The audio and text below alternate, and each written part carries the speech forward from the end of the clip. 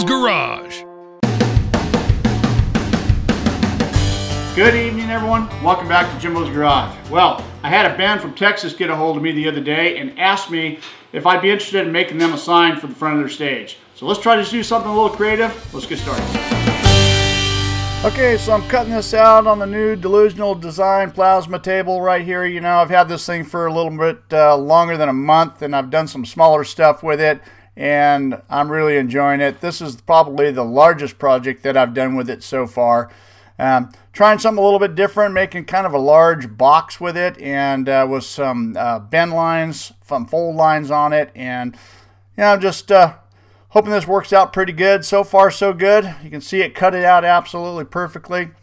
And, you know, it comes from the metal supply store with a little coating of oil on it, and I wanted to just wipe everything off with some acetone. Now, this is 14 gauge mild steel, cold rolled, and, you know, it just has a little shiny finish to it, and I wanted to do something a little bit different. It was kind of a boring finish, so I grabbed this 3M buffing wheel that I had, and just kind of did like a brushed finish on it. I wanted to try that to see what that would look like, and you know, looked pretty good to me.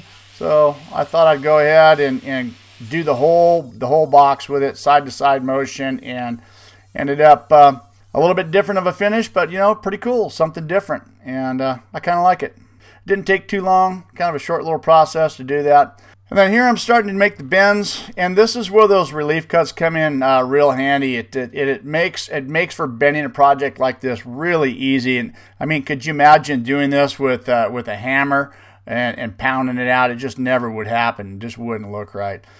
But you know, I had 5 sides, the 4 sides plus the top to bend up, and you know, it's the first time I've done something like this, so it was a little bit of a learning curve, but not too bad. Everything worked pretty good. You can see this is the last of it. I was just folding up the last side, and I wanted to bend down the top to be sure that everything was going to come together as planned, and it did. You know, once I squeezed everything together, it was absolutely perfect, and I know that when I go to put this together and tack it together, it's going to fit really good. Well, there it is. Pretty cool. I think it turned out really nice. So this is a piece of frosted plexiglass. Now this is what's going to be adhered to the inside of it, and then we're going to be putting some LED lights on the inside, and this is going to kind of give it that light effect. But before I did anything further with that, I wanted to get a couple coats of polyurethane clear satin on there. It was just to kind of help it from not rusting. You know, this is just exposed you know, metal, and I don't want to be sure that it wasn't going to have a rust issue. Here's a couple of tabs that I also cut out on the plasma table, and this is what excuse me, I'm clamping the light to, and I'm just tacking them in place, working off the Everlast Power TIG 255 EXT. You know, I haven't had a lot of chance to get a lot of TIG welding done with that, but you know, I've been working with it here lately, and working out really good.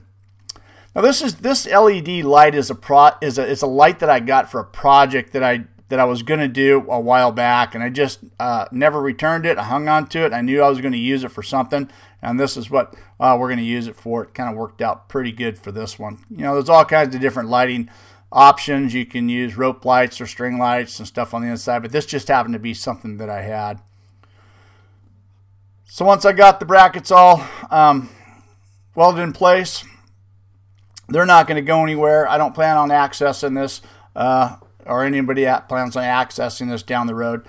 Mixing up some 2-part epoxy, and this is what I'm going to use to hold the frosted plexiglass down. Now, you know, I'm putting this on all these little areas all the way around because I just want to be sure that this plexiglass stays in place and doesn't separate off the front of the box at any time. And this stuff is super strong. Epoxy is not going to go. You know, dry time on something like this is probably, you know, 30 minutes, 45 minutes.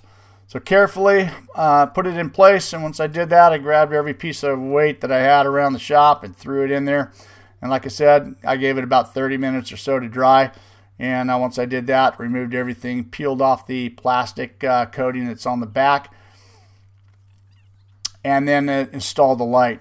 Now, I'm just installing it with the hardware that it had, and I plan on cranking these things down once it's adjusted.